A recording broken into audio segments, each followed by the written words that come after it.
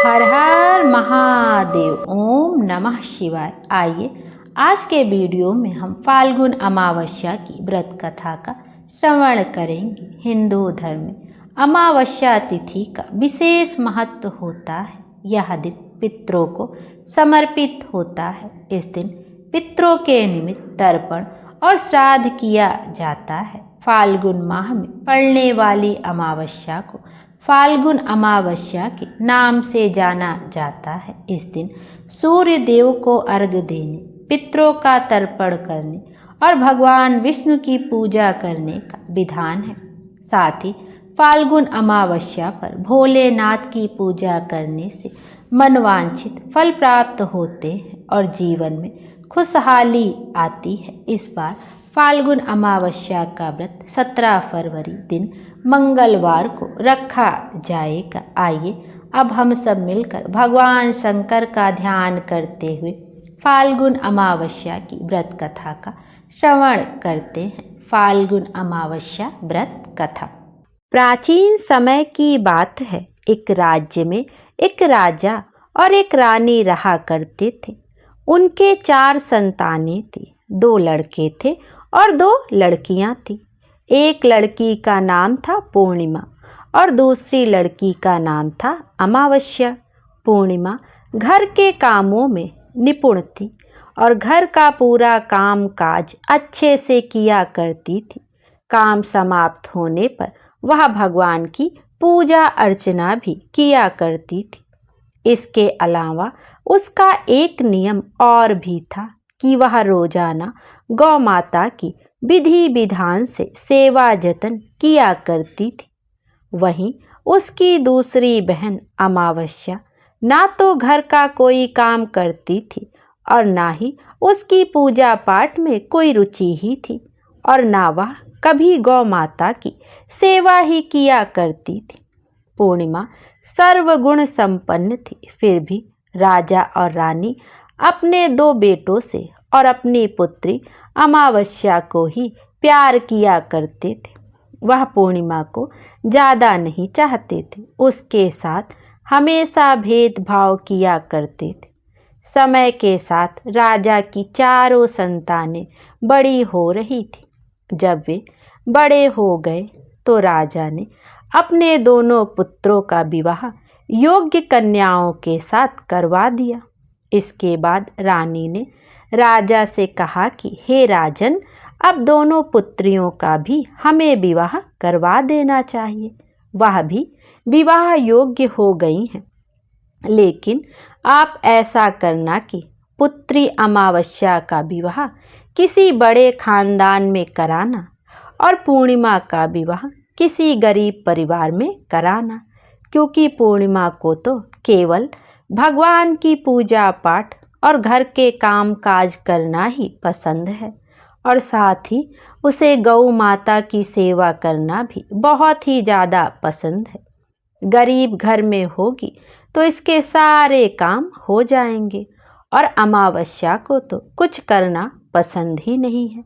इसके लिए बड़ा राजघराना देखना ताकि उसे कोई काम ना करना पड़े। तो रानी की बात सुनकर राजा ने कहा ठीक है, और वह अपनी पुत्रियों के लिए रिश्ता ढूंढने के लिए निकल पड़े। राजा अपने पड़ोसी राज्य में जाकर वहाँ के राजा के पुत्र से अमावस्या का रिश्ता तय कर देते हैं और वहीं पास के गांव में जाकर एक गरीब परिवार के लड़के से अपनी पुत्री पूर्णिमा का रिश्ता भी तय कर देते हैं। और घर आकर राजा ने सारी बात रानी को बताई। तो रानी मन ही मन सोचने लगी कि अब देखते हैं भगवान इसकी मदद कैसे करते हैं। यह तो बहुत ही पूजा पाठ करती है और भगवान में ही सदा मग्न रहती है। पूर्णिमा का भाई और भाभी पूर्णिमा से बहुत ही प्यार करते थे, क्योंकि पूर्णिमा उनके घर के कामों में उनका साथ देती थी। हर काम में वह अपनी भाभी का हाथ बटाती थी, जबकि अमावस्या अपने भाई भाभी की कोई सहायता कभी नहीं करती थी।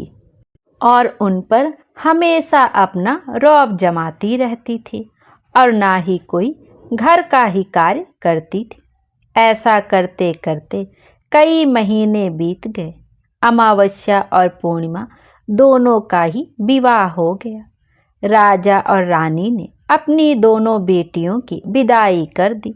विदा करते समय राजा और रानी ने अमावस्या को खूब सारा धन दौलत देकर विदा किया और पूर्णिमा को कुछ भी नहीं दिया। वह खाली हाथ अपने घर से विदा कर दी गई। इसके बाद दोनों बहनें अपने अपने ससुराल चली गईं। कुछ दिन बीत गए। एक दिन अमावस्या अपने घर पर शिव जी की कथा रखती है, जिसमें वह सभी गांव वालों को निमंत्रण भेजती है, पर अपनी बहन पूर्णिमा को वह नहीं बुलाती। जब गांव की सभी औरतें अमावस्या के यहाँ जाती है तो उन्हें इस तरह से जाता हुआ देखकर पूर्णिमा उनसे पूछती है कि आप इस तरह से तैयार होकर कहाँ जा रही हैं।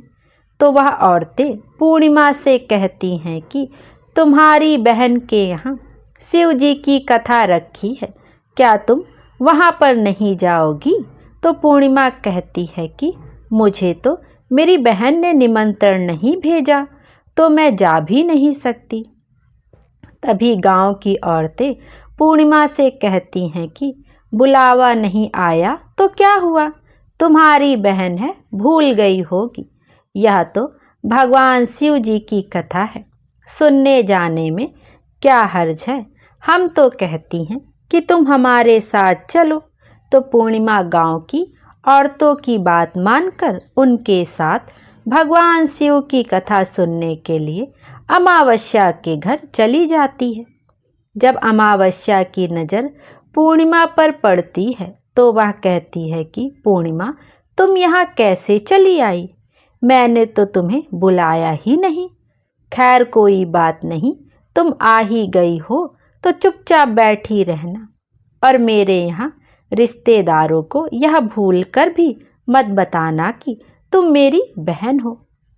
यह कहते हुए अमावस्या ने अपनी बहन पूर्णिमा की गरीबी का मजाक उड़ाया। तो यह सब सुनकर पूर्णिमा की आंखों में आंसू आ गए और उसने रोते रोते मन ही मन भगवान शिव से विनती करते हुए कहती है कि हे भगवान, क्या पूजा पाठ करना गलत है?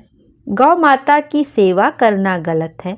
आखिर मेरी क्या गलती थी जो इस तरह मेरी गरीबी का मेरा बार बार मजाक बनाया जा रहा है? आप अपनी कृपा दृष्टि मुझ पर कब बरसाएंगे? पूर्णिमा वहाँ पर बैठी बैठी यही बात बार बार कहती रहती थी।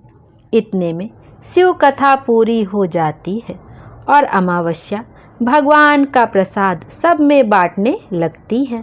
वह सभी लोगों को प्रसाद देती है, लेकिन अपनी बहन पूर्णिमा को प्रसाद नहीं देती। पूर्णिमा बड़े ही दुखी मन से बिना प्रसाद लिए अपने घर लौट आती है।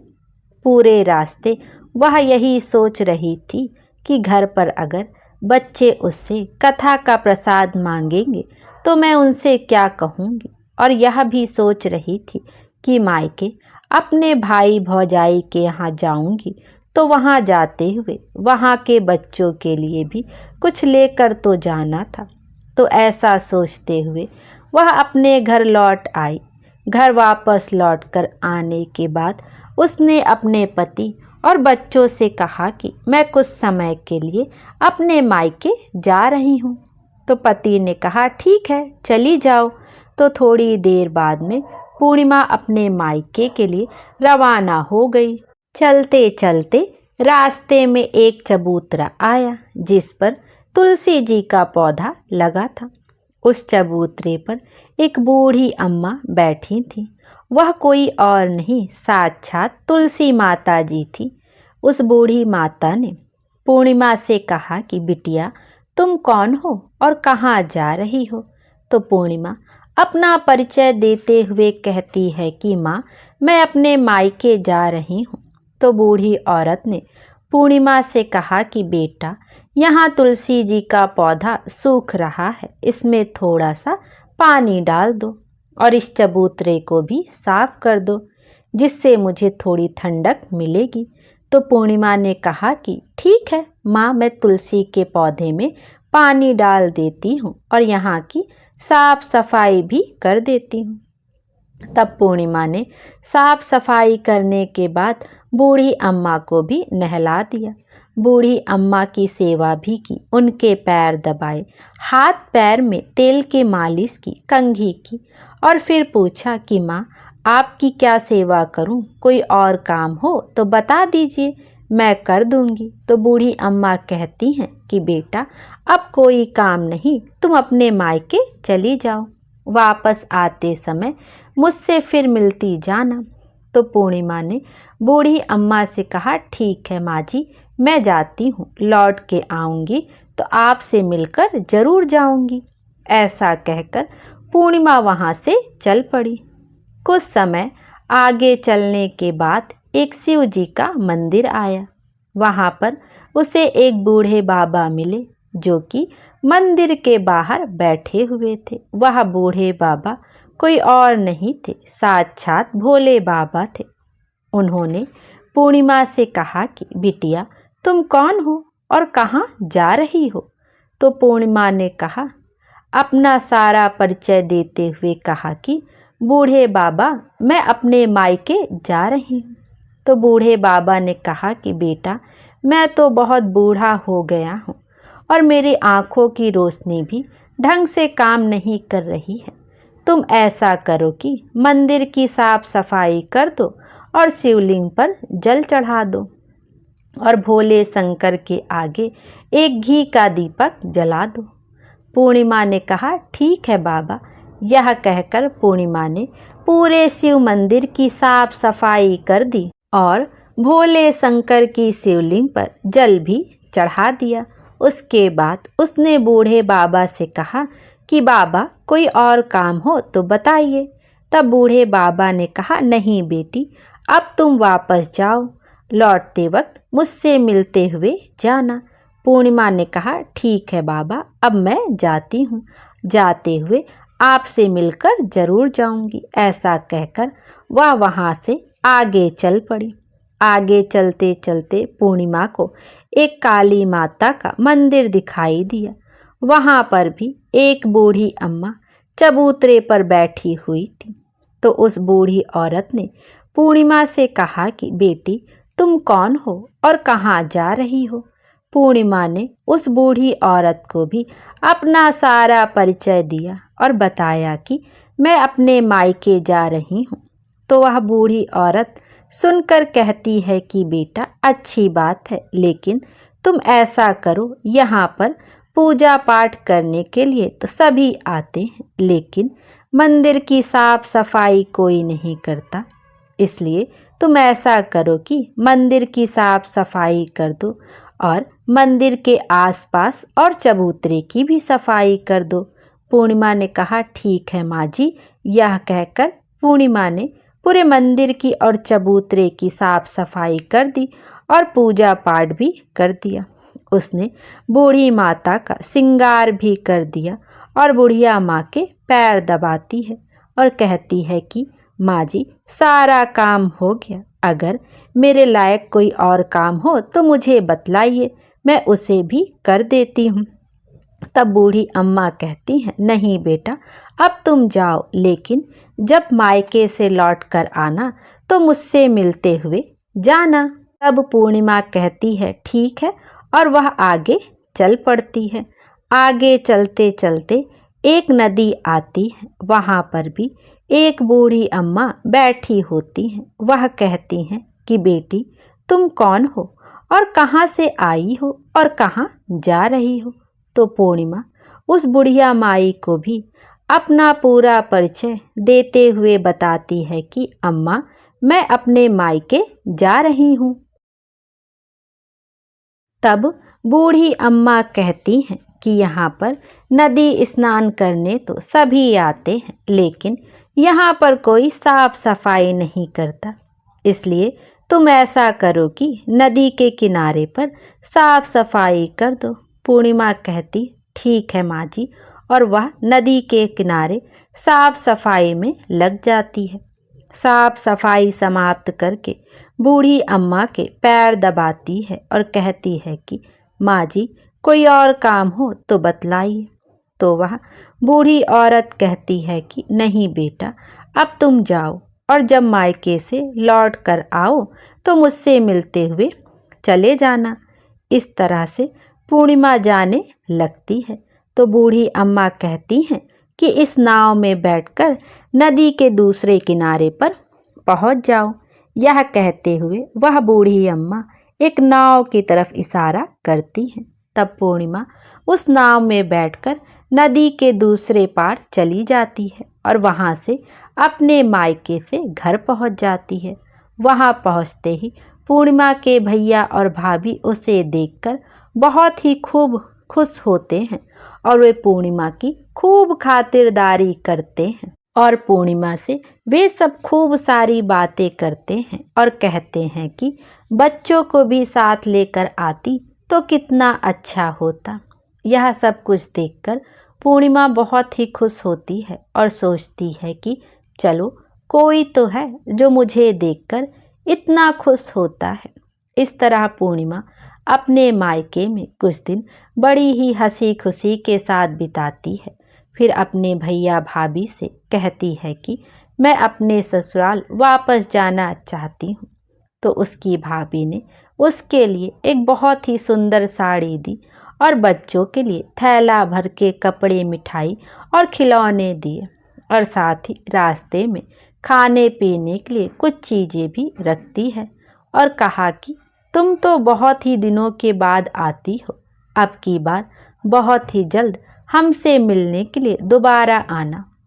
यह कहते हुए पूर्णिमा की भाभी ने पूर्णिमा के हाथ में वह थैला दे दिया और बड़ी ही हंसी खुशी से उसे विदा किया। इस तरह पूर्णिमा अपने ससुराल के लिए रवाना हो गई और उसी नदी के किनारे पहुंची और नाव में बैठकर दूसरे किनारे पर उतर गई। वहां उतरने के बाद वहां पर उसे वही बूढ़ी अम्मा मिली जो कि साक्षात गंगा मैया थी। उस बूढ़ी अम्मा ने पूर्णिमा को एक थैला दिया और कहा कि तुम इसे घर जाकर ही खोलना। अब पूर्णिमा के पास 2 थैले हो गए थे। एक तो उसके भैया भाभी ने दिया था और दूसरा गंगा मैया ने दिया था। उन दोनों थैलों को लेकर वह आगे चल पड़ी। चलते चलते फिर वही काली जी माता का मंदिर आया। वहीं बाहर चबूतरे पर बूढ़ी अम्मा बैठी हुई थी जो साक्षात काली माता थी। बूढ़ी अम्मा के रूप में बैठी काली माता ने जब पूर्णिमा को आते हुए देखा तो कहा कि आ गई बेटा। तो पूर्णिमा ने कहा हाँ माँ जी, मैं आ गई। मैंने आपसे कहा था कि मैं आते हुए आपसे मिलकर जाऊंगी। तो काली माता ने भी उसे एक थैला दे दिया और कहा कि यह थैला अपने घर जाकर खोलना। अब तो पूर्णिमा के पास 3 थैले हो गए। तीनों थैले लेकर पूर्णिमा वहां से चल पड़ी। चलते चलते शिव जी का मंदिर आया जहां बूढ़े बाबा के रूप में स्वयं शिव जी विराजमान थे। बूढ़े बाबा ने पूर्णिमा से कहा कि बेटी आ गई। तो पूर्णिमा ने कहा कि हाँ बाबा, मैं आ गई। तो उस बूढ़े बाबा ने पूर्णिमा को एक थैला दे दिया और कहा कि बेटा तुम इस थैले को अपने घर जाकर ही खोलना। तब पूर्णिमा ने कहा ठीक है बाबा, और यह कहकर पूर्णिमा वहाँ से चल पड़ी। अब पूर्णिमा के पास 4 थैले हो गए थे। अब पूर्णिमा 4 थैलों को एक साथ कैसे लेकर जाती। तो उसने अपनी एक पुरानी साड़ी निकाली और सारे थैलों को उस साड़ी में रखकर बांध लिया। एक गठरी बनाकर सिर पर रखकर रवाना हो गई। चलते चलते उसे फिर रास्ते में तुलसी माता बूढ़ी अम्मा के रूप में मिलती हैं और कहती हैं कि पूर्णिमा तुम आ गई। तब पूर्णिमा कहती है कि हाँ माँ जी, मैं आ गई। मैंने आपसे कहा था कि मैं आते हुए आपसे मिलकर जाऊंगी। तो बूढ़ी अम्मा कहती हैं, बेटा मैं तो तेरी ही राह देख रही थी, ना जाने कितने दिन हो गए, तुमने अच्छा किया जो मुझसे मिलने के लिए आ गई। यह कहते हुए बूढ़ी अम्मा उसे एक थैला देती हैं और कहती हैं कि बेटा यह थैला ले जाकर अपने घर खोलना। तो पूर्णिमा कहती है, ठीक है माँ जी, जैसा आपने कहा है वैसा ही करूँगी। यह कहते हुए पूर्णिमा वह 5वां थैला वहाँ से लेकर रवाना हो जाती है। अब एक गठरी सिर पर और एक थैला हाथ में लिए जैसे ही वह अपने ससुराल के घर पहुँचती है तो उसे देखकर उसके बच्चे बहुत ही खुश होते हैं और कहते हैं कि माँ, मामा के यहाँ से क्या लेकर आई हो, हमें जल्दी से दिखाओ, हमें तो लगता है खूब सामान लेकर आई हो। अब की बार मामा ने हमारे लिए खाने के लिए क्या क्या भेजा है, हमें जल्दी से दिखाओ। तब पूर्णिमा कहती है, बेटा थोड़ा सब्र करो। यह कहते हुए पूर्णिमा अपने सर पर से गठरी को नीचे रखती है और उसे खोलकर सबसे पहले अपने मायके का थैला खोलकर देखती है तो उसमें बच्चों के लिए अच्छे अच्छे कपड़े, खाने पीने के सामान, बच्चों के खेलने के लिए खिलौने और कुछ गहने भी रखे थे। तो उसे देखकर वह मन ही मन बहुत ही खुश होती है और अपने भैया भाभी को खूब आशीष देती है। फिर पूर्णिमा कपड़े अपने बच्चों को दे देती है और खाने पीने की चीज़ें भी बच्चों को देकर अपने बच्चों का चेहरा निहारने लगती है। उसके बच्चे अपने जीवन में पहली बार इतना सब कुछ सामान देख रहे थे, वह बहुत ही खुश थे। इसके बाद पूर्णिमा ने दूसरा थैला खोला जो गंगा मैया ने दिया था, तो उसमें ढेर सारे हीरे जवाहरात, सोना चांदी आदि था। उसके बाद पूर्णिमा ने तीसरा थैला खोला जो उसे काली माता ने दिया था, उसमें बहुत सारा सोना और श्रृंगार का सामान भरा हुआ था। यह देखकर पूर्णिमा बहुत ही खुश हुई। फिर उसने चौथा थैला खोला जो कि भगवान भोले शंकर ने दिया था। वह थैला धन संपत्ति से भरा हुआ था और बहुत सारी खुशियाँ भी भगवान की कृपा से भरी हुई थी। इसके बाद पूर्णिमा ने 5वां थैला खोला जो उसे तुलसी मैया ने दिया था। उसमें चावल, दाल और 7 प्रकार की खाने की चीज़ों से वह थैला भरा हुआ था। अब पूर्णिमा के घर में किसी भी चीज़ की कोई कमी नहीं थी। उसका घर धन धान्य से भरा हुआ था और सब कुछ चीज़ों से उसका घर परिपूर्ण था। अब पूर्णिमा और उसका परिवार सुखपूर्वक जीवन व्यतीत करने लगे। तब एक दिन पूर्णिमा के मन में एक विचार आया कि क्यों ना मैं भी शिव जी की कथा करवाऊं। तो उसने भी शिव जी की कथा की और एक कार्यक्रम रखा और पूरे गांव वालों को निमंत्रण दिया। घर जाकर सभी लोगों को बुलावा देकर आई। पूर्णिमा अपनी बहन अमावस्या के घर भी गई और शिव जी की कथा सुनने के लिए उसे न्योता दिया। तब अमावस्या ने जब पूर्णिमा को देखा तो वह सोचने लगी कि इसके इतने गहने पहने हुए हैं, इतने सुंदर वस्त्र इसने पहन रखे हैं, इसका घर तो बहुत ही गरीब है, फिर इतना सब कुछ इसके पास कैसे आया। यह जानने के लिए इसके घर तो जाना पड़ेगा। यह सोचकर अमावस्या पूर्णिमा के घर शिव कथा सुनने के लिए आ गई।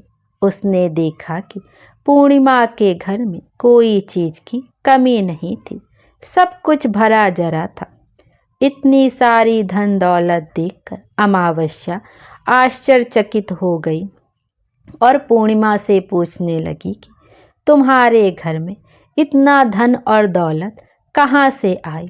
तो पूर्णिमा ने कहा, देखो बहन, तुमने शिव जी की कथा में मुझे नहीं बुलाया, फिर भी मैं चली गई थी। तुमने मुझे प्रसाद तक नहीं दिया और मेरी गरीबी का मजाक उड़ाया। उसके बाद मैं अपने घर आ गई और घर आते हुए मन में यही सोच रही थी कि अपने मायके जाऊंगी और बच्चों के लिए कुछ लेकर आऊंगी। तुमने तो मेरे बच्चों के लिए प्रसाद तक नहीं दिया, इसलिए मैं तुम्हारे यहाँ से आते ही मायके चली गई। यह कहते हुए पूर्णिमा ने उसके बाद की जो घटना उसके साथ घटी थी वह सारी की सारी अमावस्या को बताई। तो सारी बात सुनने के बाद अमावस्या कहती है, तुम भी मुझे प्रसाद मत देना और मुझे खूब डांट फटकार लगाना।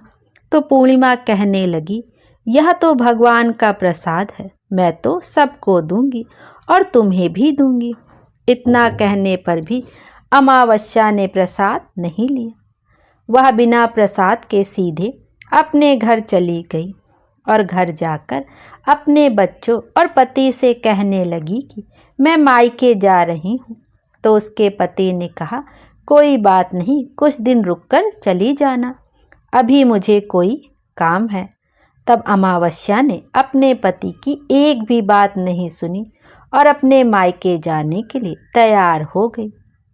जैसे ही वह मायके जा रही थी तो रास्ते में तुलसी माता जी चबूतरे पर बैठी हुई थी। बूढ़ी माता के रूप में मिली बूढ़ी माता ने अमावस्या से कहा कि बेटी, तुम कौन हो और कहाँ जा रही हो? अमावस्या ने अपना परिचय देते हुए कहा कि मैं अपने मायके जा रही हूँ। बूढ़ी अम्मा बोली कि बेटा, यह तो अच्छी बात है, पर तुम ऐसा करो कि यह तुलसी जी का पौधा सूख रहा है, इसमें थोड़ा सा पानी डाल दो और इस चबूतरे की साफ सफाई भी कर दो। बूढ़ी अम्मा के इतना कहते ही अमावस्या ने गुस्से में आकर कहा कि बुढ़िया, तुम्हें दिखाई नहीं देता मैंने इतनी महंगी साड़ी पहन रखी है, साफ सफाई करूंगी तो यह गंदी नहीं हो जाएगी, और यहाँ आसपास पानी भी नहीं है, मैं कहाँ से पानी लाकर तुलसी के पौधे में डालूंगी? और तुम्हें और कोई काम नहीं है, तुम ऐसा ही करो कि आसपास कहीं पर पानी होगा और लाकर इस पौधे में खुद ही डाल लेना। ऐसा कहकर अमावस्या वहाँ से चल पड़ी। चलते चलते शिव जी का मंदिर आया। वहाँ पर भगवान शिव जी बूढ़े बाबा का रूप धारण किए हुए बैठे थे। उन्होंने उसे देखते ही पूछा, बेटा तुम कहाँ जा रही हो? अमावस्या ने कहा कि मैं अपने मायके जा रही हूँ। बूढ़े बाबा ने कहा कि बेटा मंदिर की सफाई कर दो, भोले शंकर की पूजा भी कर दो, आजकल मुझे थोड़ा कम दिखाई देता है। तो बूढ़े बाबा के साफ सफाई वाली बात सुनकर अमावस्या को गुस्सा आ गया और वह गुस्से में मना करते हुए वहाँ से आगे चल पड़ी। आगे चलते चलते काली माता का मंदिर आया। वहाँ पर काली माता बूढ़ी अम्मा के रूप में बैठी हुई थी। अमावस्या को देखते ही काली माता ने पूछा कि बेटी तुम कौन हो और कहाँ जा रही हो? अमावस्या ने कहा कि मैं अपने मायके जा रही हूँ। तो वह बूढ़ी अम्मा बोली कि बेटा तुम मेरा एक काम करो, इस मंदिर में पूजा पाठ करने तो बहुत सारे लोग आते हैं, लेकिन साफ सफाई कोई नहीं करता। तुम ऐसा करो, मंदिर की साफ सफाई कर दो। अमावस्या इस बात पर भड़क पड़ी और कहने लगी कि ना तो मैं तुम्हारे इस मंदिर की पूजा पाठ करूंगी और ना ही मैं इसकी सफाई करूंगी। तुम मुझसे कह रही हो, इससे अच्छा यह है कि इस मंदिर की सफाई तुम खुद कर लो, तुम्हें और कोई काम नहीं है। ऐसा कहकर वह वहाँ से चल पड़ी। चलते चलते फिर वही नदी आई। उसके किनारे पर भी एक बूढ़ी अम्मा बैठी थी। उसे देखते ही बोली कि बेटा तुम कहाँ जा रही हो और कौन हो? तो उसने कहा मैं अपने मायके जा रही हूँ। तो बूढ़ी अम्मा ने कहा बेटा यह तो अच्छी बात है, तुम मेरा एक काम कर दो, इस गंगा नदी में स्नान करने तो सभी आते हैं, पर इसके किनारे साफ सफाई कोई नहीं करता। तुम ऐसा करो कि साफ सफाई अच्छे से कर दो। बूढ़ी माई के इतना कहते ही अमावस्या को गुस्सा आ गया। उसने कहा, तुम्हें दिखाई नहीं देता मैंने कितनी महंगी साड़ी पहन रखी है और मैं यहाँ के राजा की बेटी हूँ, कोई नौकरानी नहीं हूँ जो तुमने कह दिया और मैं यहाँ पर सफाई करने लगी। इस तरह बूढ़ी अम्मा को भला बुरा कहते हुए अमावस्या जैसे ही नाव में बैठने लगी तो नाव में फूलों की जगह कांटे भरे हुए थे, लेकिन वह अपने अत्यधिक गुस्से के कारण उस कांटों से भरी नाव में ही बैठ गई। उसके पैरों में कांटे बार बार चुभ रहे थे। जैसे ही वह दूसरे किनारे पर पहुंची तो वहां से नाव से उतरकर वह अपने मायके चली गई। उसके पैरों से खून निकल रहा था, तब भी उसके भाई और भाभी ने उसे देखा नहीं, ना ही उसके पैरों के बारे में कुछ पूछा ही, और मन ही मन कहने लगे कि काम की ना काज की, 2.5 मन अनाज की। अब आ ही गई है तो ठीक है, अब क्या कहना। पूर्णिमा तो हमारे काम काज में हाथ बटा दिया करती थी। यह तो कुछ करने वाली नहीं है, इससे ज़्यादा बातचीत करना ठीक नहीं है। ज़्यादा बात नहीं करेंगे तो जल्दी ही वापस चली जाएगी। ऐसा सोचकर उन्होंने अमावस्या से ज़्यादा बातचीत नहीं की और जल्दी जल्दी खाना बनाया, खा पी कर सो गए। अमावस्या जब सुबह उठी तो उसने अपने भाभियों से कहा कि भाभी, मैं ससुराल जा रही हूँ। तो उन्होंने कहा कि ठीक है, जाओ। तो अमावस्या बोली कि पूर्णिमा को तो आपने एक थैला दिया था, मुझे कुछ नहीं दोगे? तो भाई और भाभी ने कहा कि तुम जाओ, तुम्हारा थैला तुम्हारे घर पहुंच जाएगा। फिर अमावस्या वहां से चल पड़ी और चलते चलते नदी के किनारे पहुंची तो वहां पर गंगा मैया बूढ़ी औरत का रूप धारण किए हुए बैठी थी। बूढ़ी अम्मा ने कहा कि आ गई बेटी। अमावस्या बोली कि हाँ, मैं आ गई। कुछ देर तक अमावस्या वहां पर खड़ी रही। बूढ़ी अम्मा ने उसे कुछ भी नहीं दिया। तो अमावस्या बोली कि पूर्णिमा को तो तुमने बुढ़िया एक थैला दिया था, मुझे नहीं दोगी क्या? तो बूढ़ी अम्मा ने कहा, तुम घर जाओ, तुम्हारा थैला तुम्हारे घर पहुंच जाएगा। तो वहां से चल पड़ी। आगे चलने पर उसे काली मैया मिली। उसे देखते ही अमावस्या ने कहा कि मेरा थैला कहाँ है? तुमने पूर्णिमा को एक थैला दिया था। तो काली माता के रूप में बूढ़ी अम्मा बोली कि तुम अपने घर जाओ, तुम्हारा थैला तुम्हारे घर पहुंच जाएगा। यह सुनकर अमावस्या वहां से चल पड़ी। चलते चलते रास्ते में फिर वही शिव जी का मंदिर आया। वहां पर भोले शंकर बूढ़े आदमी का रूप धारण किए हुए बैठे थे।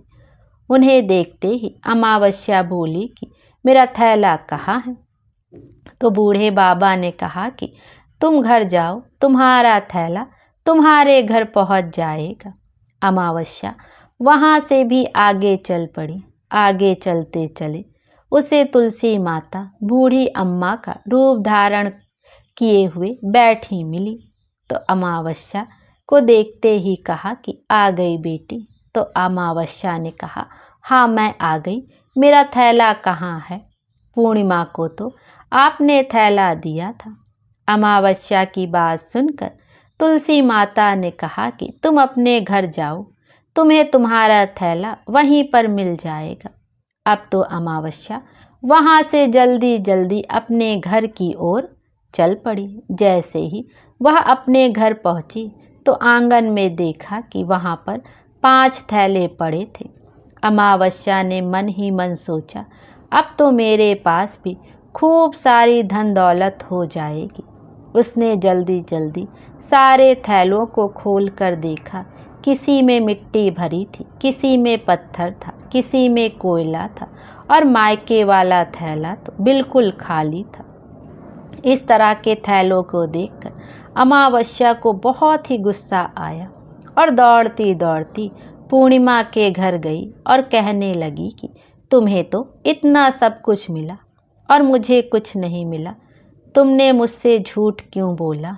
तो अमावस्या की बात सुनकर पूर्णिमा कहती है, जब मैं मायके जाती हूँ तो अपने भाभीियों के साथ उनके काम में हाथ बटाती हूँ, उनके साथ मिलकर काम करती हूँ, उनकी इज्जत करती हूँ, लेकिन तुम तो अहंकारवश किसी की इज्जत नहीं करती हो, इसलिए वह भला तुम्हें क्या देंगे। तुमने तो तुलसी माता को ठुकरा दिया, गंगा मैया, काली मैया, भगवान शिव जी का कहना भी तुमने नहीं माना, सबको तुमने ठुकरा दिया, इसलिए उन्होंने तुम्हें कुछ भी नहीं दिया।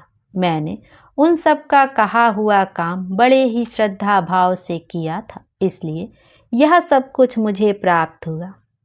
यह सब मुझे पूजा और भक्ति से मिला है। यह सब सुनकर अमावस्या कहती है कि बहन, मुझे माफ़ कर दो, मैंने तुम पर हमेशा अत्याचार किया है।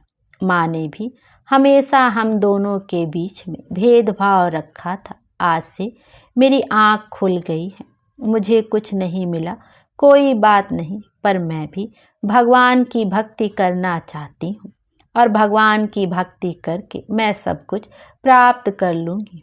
इन सब चीज़ों का रहस्य बताओ। तो पूर्णिमा कहने लगी कि तुम 3 सूत्र का ज्ञान ले लो और उसकी कथा करना। पहले सूत्र में दया मांगना, दूसरे सूत्र में कथा मांगना और तीसरे सूत्र में 108 बार ओम नमः शिवाय का जाप करना। बहन, यह सूत्र भगवान ने स्वयं दिए हैं, इसलिए तुम अपने हृदय में बसा लेना और इन तीनों सूत्रों को अपने जीवन में जो भी अपनाता है और सच्चे मन से भगवान की भक्ति और पूजा पाठ करता है, उसे सब कुछ भगवान की कृपा से मिल जाता है। तभी तो मुझे इतने गरीब घर में ब्याहने के बाद भी आज मेरे पास सब कुछ है और तुम्हारा एक अमीर घराने में विवाह होने के बाद भी आज सब कुछ नष्ट हो गया है। यह तीनों सूत्र अपने मन में रखकर अमावस्या अपने घर चली गई और भगवान की पूजा पाठ करने लगी और भगवान शिव से माफ़ी मांगते हुए कहा कि हे भोले शंकर, हे दीनानाथ, मुझे माफ़ कर दो, जो मैंने अपनी बहन पूर्णिमा पर इतने अत्याचार किया। शिव कथा में वह बिना बुलाए आई, फिर भी मैंने उसका अपमान किया। मुझे माफ़ कर दो प्रभु, अब मैं पूरे विधि विधान से पूजा अर्चना किया करूँगी और गौ माता की सेवा भी करूँगी और दूसरों की मदद भी करूँगी। इस तरह से अमावस्या भक्ति भाव से सब कार्य करने लगी, जिसकी वजह से उसका घर धन धान्य से परिपूर्ण हो गया। बोलो भगवान शंकर की जय। आइए अब शिव चालीसा का भी श्रवण करते हैं। दोहा। जय गणेश गिरिजा सुवन, मंगल मूल सुजान, कहत अयोध्या दास तुम, देऊ अभय वरदान। चौपाई। जय गिरिजापति दीन दयाला, सदा करत संतन प्रतिपाला, भाल चंद्रमा सोहत नीके, कानन कुंडल नाग फनीके, अंग गौर सिर गंग बहाए, मुंड माल तन छार लगाए, वस्त्र खाल बागंभर सोहे, छवि को देखी नाग मन मोहे, मैना मात की हमें दुलारी, बाम अंग सोहत छवि न्यारी, कर त्रिशूल सोहत छवि भारी, करत सदा शत्रुवन क्षयकारी, नंदी गणेश सोहे तह कैसे, सागर मध्य कमल हैं जैसे, कार्तिक श्याम और गणराऊ, या छवि को जत जात न काऊ, देवन जबहि जाए पुकारा, तबहि दुख प्रभु आप निवारा, किया उपद्रव तारक भारी, देवन सब मिलहि तुम्हि जुहारी, तुरंत सडानन आप पठायो, लौ निमेष महिमार गिरायो, आप जलंधर असुर सहारा, सुयस तुम्हार विदित संसारा, त्रिपुरासुर सन युद्ध मचाई, सबहि कृपा करि लीन बचाई। किया तपहि भागीरथ भारी, पुरौ प्रतिज्ञा तासु पुरारी। दानई मम तुम सम कोई नाही, सेवक स्तुति करत सदाहि। वेद नाम महिमा तब गाय, अकथ अनादि भेद नहीं पाए। प्रकटि उदधि मंथन में ज्वाला, जरत सुरासुर भये बिहाला। कीन दया तहि करी सहाय, नीलकंठ तब नाम कहाई। पूजन रामचंद्र जब कीन्हा, जीत के लंक विभीषण दीना। सहस कमल में हो रहे धारी, कीन परीक्षा तब ही त्रिपुरारी। एक कमल प्रभु राखै जोई, कमल नयन पूजन चहु सोई। कठिन भक्ति देखी प्रभु शंकर, भय प्रसन्न दिए इच्छित वर। जय जय जय अनंत अविनाशी, करत कृपा सबके घटवासी। दुष्ट सकल नित्य मोहि सतावै, भ्रमत रहो मोहि चैन न आवे। त्राहि त्राहि मैं नाथ पुकारो, यही अवसर मोहि आन उबारो। ले त्रिशूल शत्रुअन को मारो, संकट ते मोहि आन उबारो। मात पिता भ्राता सब होए, संकट में पूछत नहीं कोई। स्वामी एक है आस तुम्हारी, आए हरऊँ अब संकट भारी। धन निर्धन को देत सदाही, जो कोई जाचे वो फल पाही। स्तुति के ही विधि करो तुम्हारी, क्षमहु नाथ अब चूक हमारी। शंकर हो संकट के नाशन, विघ्न विनाशन मंगल कारण।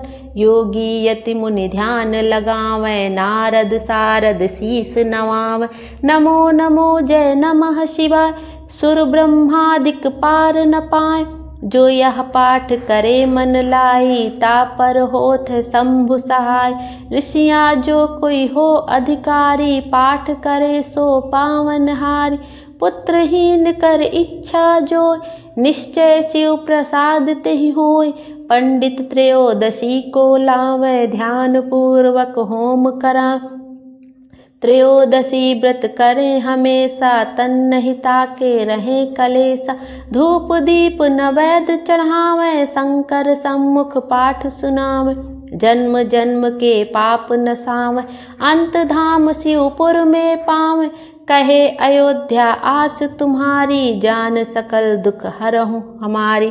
दोहा।